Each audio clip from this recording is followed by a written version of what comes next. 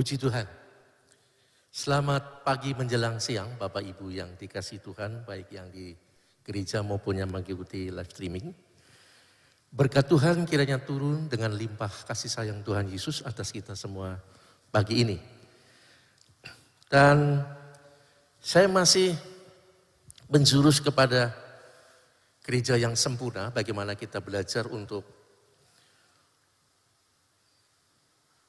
mempraktekkan firman Tuhan, ya, atau istilahnya menghidupi firman Tuhan. Kali ini saya memberikan judul tema tentang jejak keteladanan. Ya. Itu saya kasih satu, kalau mungkin tidak cukup bisa nanti ada seri kedua, saudaraku ya. Jadi jejak keteladanan, mari kita lihat, itu ada gambar jejak ya. Ada goresan di tanah karena tekanan.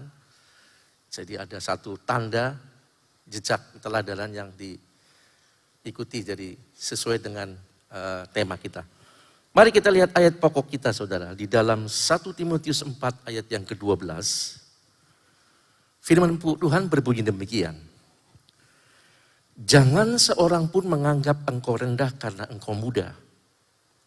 Jadilah teladan bagi orang-orang percaya dalam perkataanmu, dalam tingkah lakumu, dalam kasihmu, dalam kesetiaanmu, dan dalam kesucianmu. Ada 5 di sini keteladanan.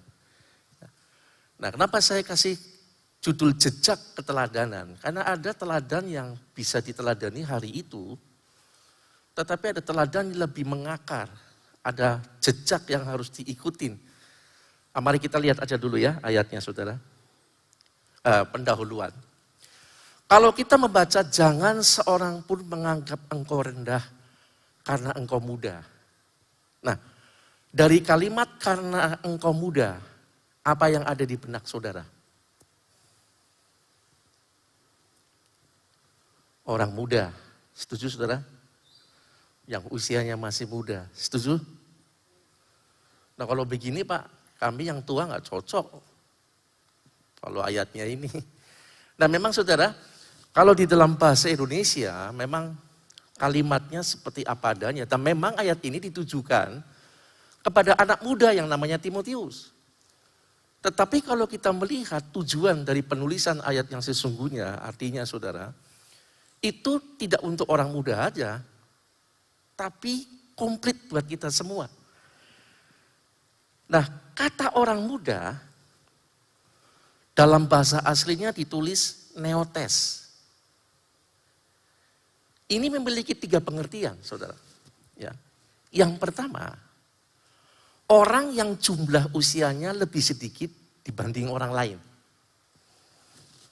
Saya sama opa-oma, kebiasaan kami panggil Bapak Ibu kami itu oma-opa karena didik cucu saya dan cucu beberapa staf, jadi panggilnya opa-oma.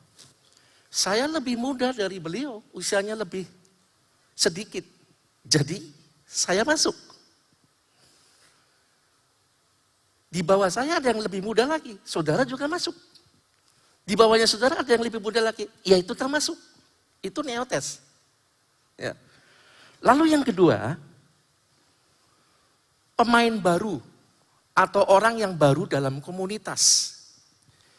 Jadi orang yang baru datang. Nah kalau begini sudah nggak ada kelompok umur. Biar orang ini sudah tua tapi baru masuk dalam komunitas. Ya itu masuk kata orang muda itu. Nah Tuhan malah justru suruh jadi teladan saudara. Kebalik ya. Mestinya orang lama dong yang diteladanin. Tapi orang muda yang baru datang, yang lebih muda. Justru Tuhan tuntut jangan sampai kamu direndahkan, tapi kamu harus jadi teladan.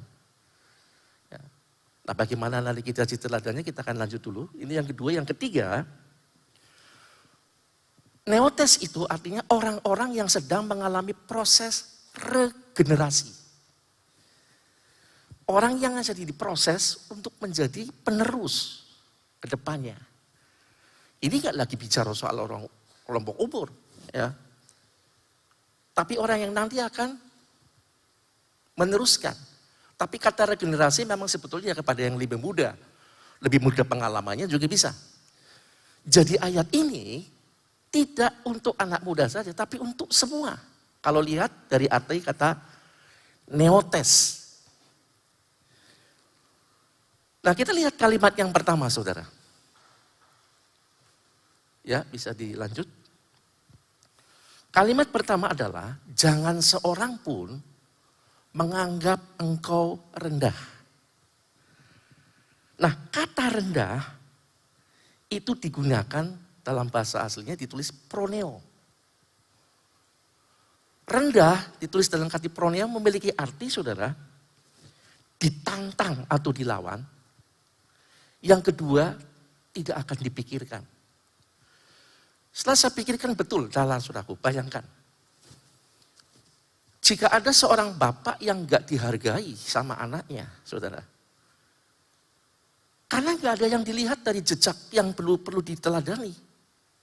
Dia lihat bapaknya gak ada jejak yang perlu diteladani, jelek semua. Dan jangan heran, dia dilawan. Ya. Dia ditentang. Karena tidak dilihat ada jejak yang bisa diteladani dari orang tuanya. Dan nanti kalau dia besar, dia tua, tidak akan dipikirkan orang kayak gitu. Ya, anak muda bilang, EGP, emang gua pikirin, kan begitu ya. Itu arti, jangan sampai engkau rendah, direndahkan. Gara-gara nggak ada jejak yang bisa diteladani. Kemudian kalimat yang kedua, jadilah teladan. Nah, kata teladan ini dipakai, saya pakai tulisan dalam lafal Indonesia aja, tipos. Tulisan aslinya TWYPOS gitu ya. Tapi biar gampang dibaca dalam lafal Indonesia, tipos aja lah. Nah, tipos artinya ini mengejutkan, saudara. Saya diberkati di sini. Teladan, tipos itu artinya model, 1, 2 pola, 3 cara, 4 pengajaran yang dapat dicontoh karena memiliki tanda bekas luka yang sudah sembuh. Memang kalau artinya dalam ayat tulisan aslinya begitu. Membingungkan bukan? Tapi kita bisa belajar di sini, saya juga tanya sama pakarnya ya. Teladan itu, tipos itu adalah model, pola, cara, atau pengajaran yang dapat dicontoh karena memiliki tanda bekas luka yang sembuh. Nah, mari kita lihat pembahasannya sekarang, saudaraku. Jadi kita lihat di sini, untuk memiliki tanda keteladanan, urutannya ini, saudaraku.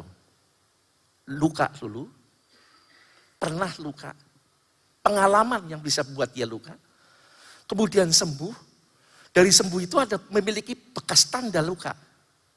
Nah, orang yang bisa sembuh dari luka itulah memiliki potensi untuk menjadi teladan. Kenapa, saudara? Lanjut. Orang yang sakit cenderung akan menyakiti orang lain jika dia belum disembuhkan. Orang yang sakit hati dan dia nggak sembuh, dia cenderung menyakitin orang lain, saudara. Orang yang dendam, benci, yang kedua jangan muncul dulu ya. Oh, bagus. Kalau belum disembuhkan, dia cenderung menyakiti orang lain. Jadi kalau saudara ketemu orang ini di kumpulan mana aja selalu nyakitin gaweannya, dia sakit, saudara. Yang kedua, orang yang luka cenderung juga melukai orang lain jika lukanya tidak disembuhkan. Orang yang pernah terlukai mungkin karena dia difitnah, mungkin dia direndahkan, terluka. Kalau sampai dia nggak sembuh, dia akan cenderung melukai orang lain. Kumpul di mana aja omongannya melukai orang lain. Kenapa? Dia sakit. Dia sakit, saudara. Jadi dari kata teladan itu, saudara. Nah, kalau sudah begini kita lihat, mari kita lihat kondisi manusia yang sesungguhnya. Dalam Roma 3 ayat 23 dikatakan demikian. Karena semua orang telah berbuat dosa dan telah kehilangan kemuliaan Allah. Kesimpulannya artinya, sesungguh-sungguhnya semua orang itu sudah sakit semua. Karena semua orang telah berbuat dosa, gara-gara orang jatuh dalam dosa, sakit semua itu. Sampai Alkitab mengatakan kecenderungan hatinya selalu yang jahat, ya karena sakit. Sakit orang ini, saudara. Sampai di sini paham ya, saudara. Aslinya gak ada orang yang sehat. Kita pesakitan semua. Kita orang-orang yang terluka.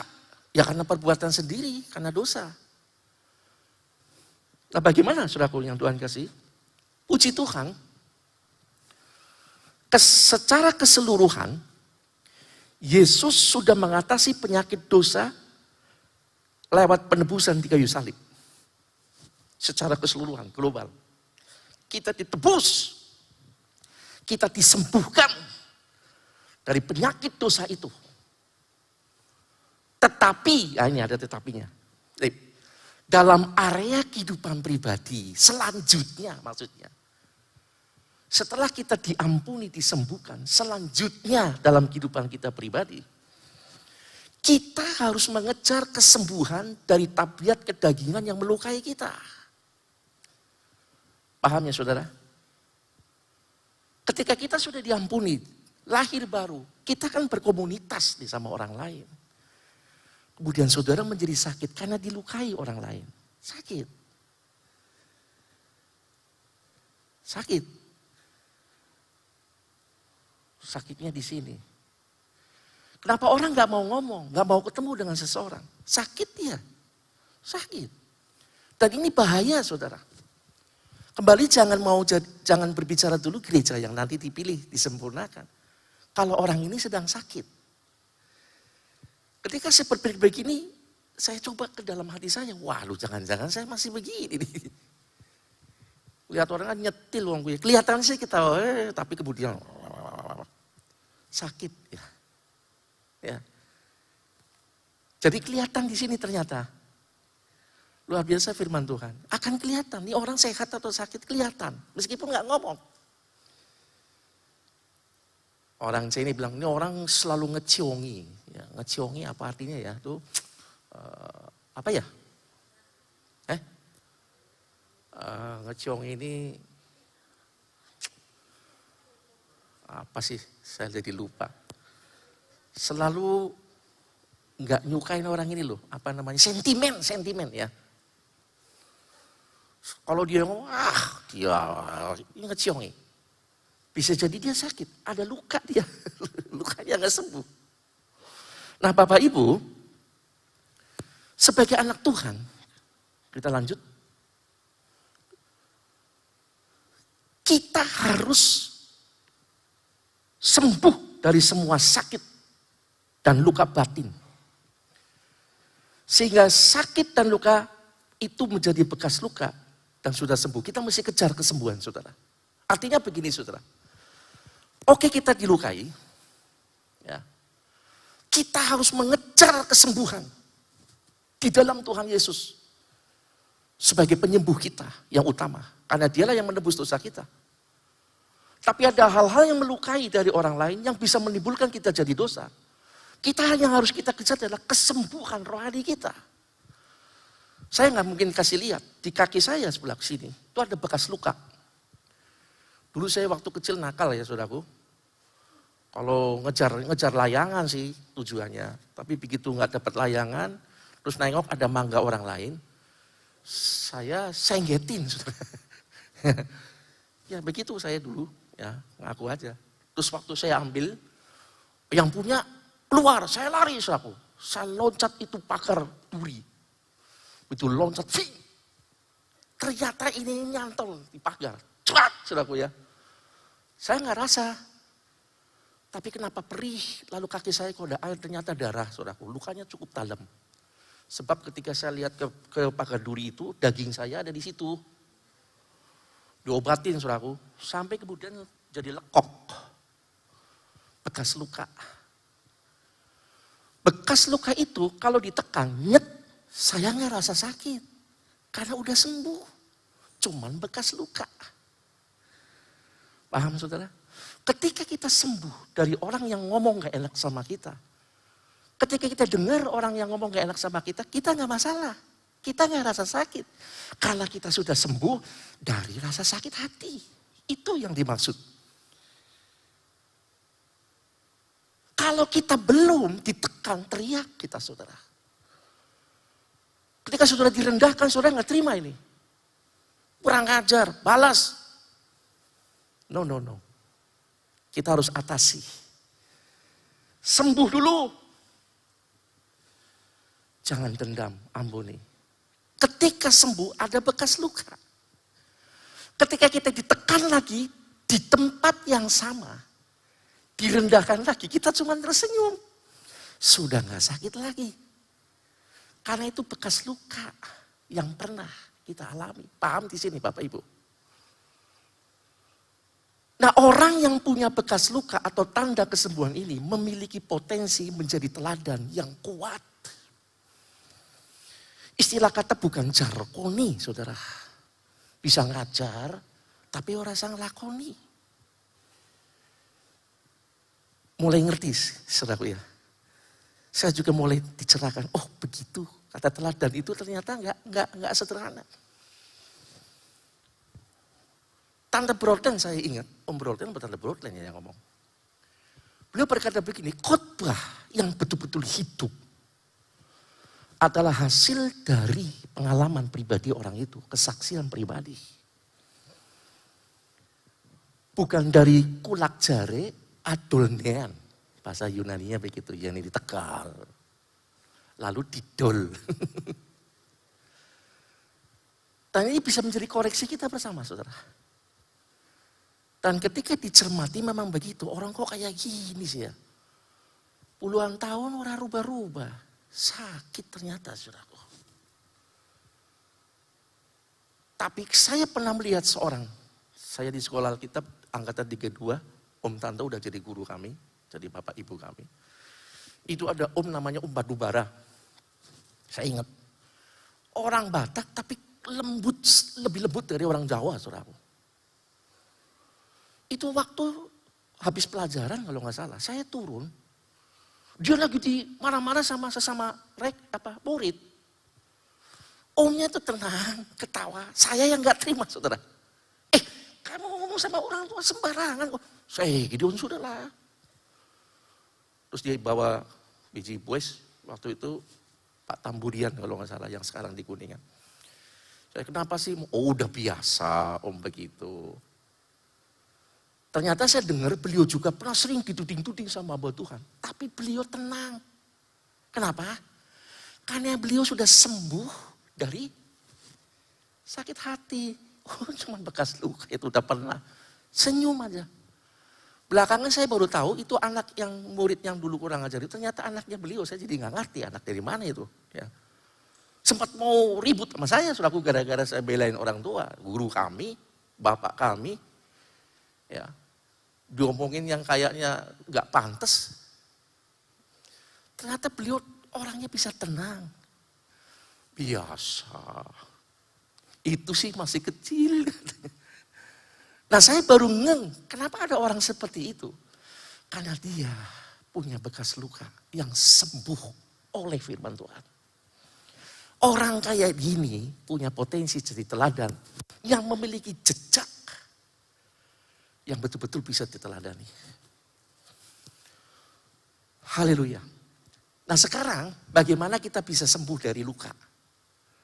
Tadi udah keceplosan saya oleh firman Tuhan, tapi no problem.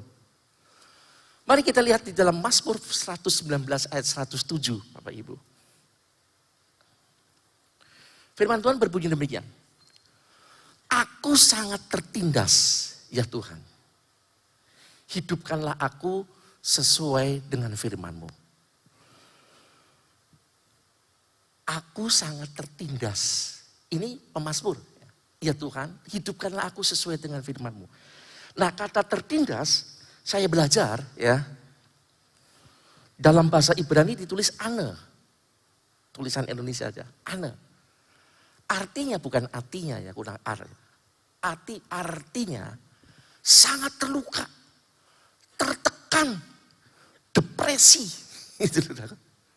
Aku tertindas ya Tuhan, aku sangat terluka Tuhan, aku tertekan Tuhan, aku depresi Tuhan. Itu kata tertindas, kata ana dalam bahasa Ibrani. Kemudian kata hidupkanlah, ini udah pernah ya, haya. Artinya sembuhkanlah saya dari luka oleh firman-Nya. Aku ana ya Tuhan. Maka hayalah, sembuhkanlah saya dari luka oleh firman-Nya. Tadi dari Mazmur 119 ayat 107 tadi. Kalau diartikan dalam penulisan aslinya. Jadi hayat itu minta disembuhkan dari luka oleh firman Tuhan. Jadi Bapak Ibu, ada penyakit yang memang bisa disembuhkan oleh dokter. Ada jenis penyakit yang hanya bisa disembuhkan oleh dokter spesialis. Bukan sembarang dokter, betul? Dan ada penyakit yang tidak dapat disembuhkan oleh apapun kecuali firman Tuhan. Jiwa kita. Maka orang yang ibadahnya jarang, dipertanyakan kesehatan rohaninya. Sedang datang ibadah aja kadang-kadang firman gak masuk kok saudaraku. Gimana mau nyembuhin dia? Bukan cuma gak masuk, Pak lah dilawan. Wah pinternya pendeta ini. Khotbah ini. Ramokal gitu kan. Dilawan, ya orang sembuh, sakit. Mau masuk gereja bertahun-tahun, puluhan tahun, ya gak pernah berubah. Jangan bangga, saya jadi Kristen puluhan tahun. Tapi kondisi rohani kita sehat apa sakit, itu yang penting. Nah, ayat ini betul-betul mengoreksi saya pribadi, saudara. Nah, kembali hubungannya dari Bapak Kebala. Maaf, saya terus terang ya, sangat diberkati dengan pewahyuan yang beliau ajarkan kepada kita. Kita beruntung saudaraku ya. Banyak hamba Tuhan yang ngikuti, wah beruntung sekali. Jarang gereja Tuhan memberitakan sesuai ini ke depan gimana. Ini ngomong ke saya loh saudaraku ya. Jadi banyak yang diberkati. Saya jadi terobsesi ke sana. Untuk kita benar-benar masuk kepada gereja yang terpilih. Gereja yang disempurnakan. Karena udah mulai dekat waktunya. Tadi pagi Bapak Gembala nyebut bahwa negara-negara sudah mulai goyang ekonominya. Bangladesh sudah bangkrut. Pakistan disebut sama beliau. Eropa juga sudah mulai rontok sampai rakyatnya tulis, saya butuh makan, minta makan sama pemerintah. Ke depan saudaraku, negara-negara, Indonesia Tuhan masih berkati, akan mengalami krisis yang sama. Kepala-kepala negara akan angkat tangan. Tapi nanti akan muncul satu pahlawan. Dia akan jadi pemimpin tunggal di bumi ini. Seluruh dunia presidennya satu, antikris. Menjurus ke sana. Tapi saya percaya nanti Bapak Gembala dalam khotbah lanjutan pasti akan singgung ke sana ya. Sampai dia akan bikin aturan. Ya. Makanya saudaraku, apapun potensi yang kita punya, mari kita investasikan ke pekerjaan Tuhan. Saya mau ngomong jujur aja saudaraku. Pada zaman antikris nanti harta kita tidak akan berguna. Harta kita akan dirampas sama antikris saudaraku. Dia yang atur. Kamu gak mau atur, sikat sama dia. Sadis orangnya. Karena kita udah dengar sekelumit tentang kekejaman antikris. Jadi harta yang kita simpan itu akan dirampas semua sama dia, saudaraku. Sistemnya kayak sosialis. Tidak ada orang kaya, tidak ada orang miskin. Bagi rata. Tidak ada kepemilikan kita. Lalu jual beli aja kalau nggak pakai tanda nggak bisa. Jadi semua potensi yang kita punya, maaf, apa yang mari kita investasikan ke pekerjaan Tuhan. Supaya tidak hilang daripada nanti dirampas oleh antikris. Ya, sebagai hamba Tuhan saya mengarahkan ke sana. Karena itu memang alkitabiah. Ya. Jangan simpan harta di bumi. Karena ada pencuri, ya pencurinya antikris itu. Nih dirampas, sudah dirampok. Tanam di surga. Tetapi kembali keputusan kepada saudara.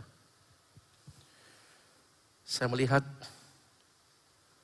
sound system itu Baru 25% ya Pak Hani ya. Selawai persen, masih 75%. Mau invest kepada kerajaan surga dengan tulus. Beri buat Tuhan. Ada yang NN ya, tidak mau kasih nama, tapi berkali-kali ada. Dan banyak hal, tenaga pikiran saudara. Bapak Gembala berkali-kali ngomong, jangan jadi jemaat yang nganggur. Itu juga disebut waktu beliau khotbah di pelantikan majelis wilayah dan KD. Jangan jadi jemaat yang nganggur. Bekerja, layani Tuhan. Sebab akan datang masanya Tuhan, hari masih siang. Akan datang hari gelap, di mana orang gak bisa kerja. Kapan? Di zaman antikris. Gak ada kita bisa buat kerja buat Tuhan. Semua dikup sama dia. Kita belajar melayani yang saudara bisa. Ya. Ada banyak pelayanan. Tidak bisa di gereja, di kemah. Kan ada kemah. Di wadah-wadah dulu. Di wadah-wadah masih izin ya di kemah kan kecil saudaraku. Paling 10, 8, 20 orang kan. Orang sendiri. Belajar melayani. Tidak bisa apa-apa wis tua. Jadilah pendoa. Ada jam-jam doa saudara. Aduh bisa melakukannya encok di rumah. Di rumah jangan nganggur. Berdoalah saudaraku. Jadilah pendoa syafaat. Semua banyak lini pekerjaan Tuhan. Dan sekali lagi untuk kita kembali untuk menjadi teladan. Saudaraku yang Tuhan kasih, itu lain lagi. Kalau mau menjadi teladan, saudaraku yang Tuhan kasih, hidup menjadi seperti Kristus, maka kita harus sembuh dari luka-luka batin kita. Mari kita lanjut saudara. Ini yang menarik dalam Mazmur 119 ayat 71 saudara. Dikatakan demikian, bahwa aku tertindas tadi kan luka nih. Luka parah. Bahwa aku tertindas itu baik bagiku. Supaya aku belajar ketetapanmu. Rodoannya ya. Orang tertindas kok malah baik. Orang terluka kok malah baik. Nah ternyata begini saudaraku. Selama kita hidup di dalam tubuh ini dan dalam dunia ini. Kita tidak bisa menghindari dari benturan saudara. Dan benturan itu membuat kita tertindas, terluka. Tapi dikatakan itu baik, supaya kita belajar. Orang yang belajar, saudaraku yang Tuhan kasih, segala luka yang didapati, dia berjuang di dalam Yesus dan disembuhkan oleh firman Tuhan. Orang seperti ini bisa belajar ketetapan-ketetapan Tuhan yang benar dan bisa jadi saksi. Karena punya pengalaman, disembuhkan.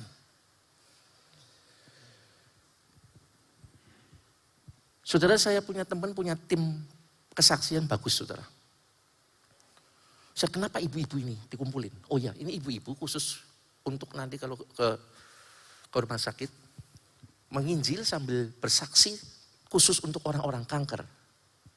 Kok bisa? Iya karena ibu-ibu ini punya pengalaman disembuhkan oleh Tuhan dari kankernya. Ini murtadin, ngerti ya murtadin ya? Ini untuk menghadapi orang-orang yang masih di seberang.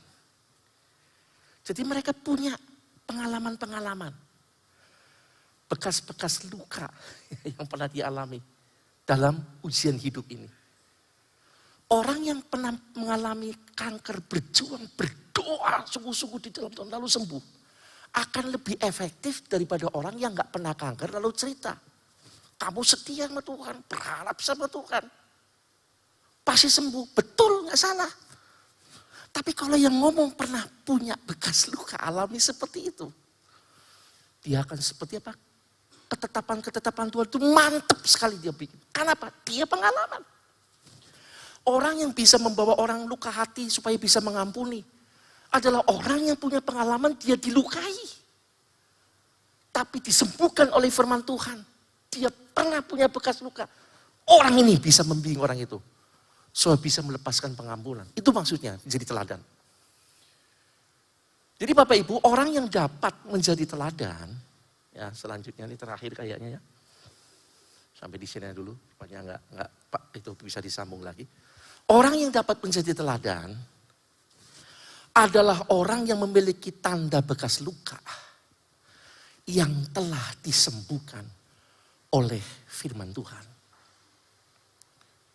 Jadilah engkau teladan. Ini belum yang 5 kita sebut. Dalam perkataan, ya, perbuatan, tingkah laku, kesucian, dan kesetiaan. 5. Nah, contoh teladan yang paling kuat untuk kita bisa disembuhkan ya Yesus sendiri. Yesus berkata, ampunilah orang lain. Kenapa? Karena Yesus juga mengampuni orang lain. Tuhan Yesus bukan cuma punya jejak jadi teladan, dia betul-betul punya luka. Bahkan sampai luka di tubuhnya, saudaraku. Karena dia mengampuni orang lain. Dia nggak salah, dijadikan salah luka, saudara, secara manusia. Sehingga waktu dia disalib, Eloi, Eloi, lama sabachthani, kenapa Tuhan tinggalkan aku? Secara manusia, dia alami luka batin. Nggak berdosa, nggak salah. Tapi harus nanggung dosa. Tapi Tuhan menang. Kemanusiaan Tuhan menang. Dia betul-betul mati dan meninggalkan luka. Makanya dia bisa berkata, ampunilah orang lain. Sama seperti aku juga mengampuni kamu. Itulah sebabnya dalam ajaran doa Bapa kami, Tuhan Yesus berkata, jikalau kamu tidak mengampuni kesalahan orang lain, aku pun tidak akan mengampuni kesalahanmu. Kenapa? Karena kita belum sembuh, ternyata masih sakit. Orang sakit nggak bisa ngampuni orang lain. Orang yang alami iri hati, kebencian, dendam, nggak mungkin. Dia masih sakit, nggak mungkin bisa ngampuni orang lain. Jadi kenapa orang itu nggak bisa melakukan itu? Karena dia sakit, masih luka. Nggak bisa jadi teladan, saudara. Mungkin jadi teladan yang apa namanya, insidentil bisa. Kalau ibadah jam 7 dia datang jam 6. Bisa diteladani. Tapi kan nggak selalu dia bisa datang jam 6. Sewaktu-waktu telat. Ya. Tapi pengalaman-pengalaman dalam hidup yang memiliki jejak, rekam jejaknya. Dia pernah alami kesembuhan. Pertobatan betul-betul dia sembuh. Orang seperti ini punya potensi jadi saksi Tuhan yang begini. Sehingga nanti Tuhan bilang, sabaslah hambaku yang baik. Engkau setia dalam perkara yang kecil. Kecil di mata Tuhan itu. Engkau akan diberikan perkara besar. Udah gitu Bapak Ibu, mari menjelang kedatangan Tuhan Yesus yang kedua kali. Kita kejar kesembuhan. Jangan biarkan sakit rohani itu ada pada kita. Rasa benci, rasa tidak suka. Orang Cina bilang ngeciongi. Apalagi luka-luka. Setialah datang ibadah. Dengar firman Tuhan. Minta Tuhan sembuhkan aku. Dan banyak saudaraku yang Tuhan kasih. Orang-orang sebetulnya masih mengalami sakit penyakit. Siapapun dia. Cuman saudara yang tahu penyakit saudara. Mari kita pandang Yesus sebagai teladan kita. Kita akan mau jadi seperti Yesus. Sehingga kita menjadi gereja yang disempurnakan.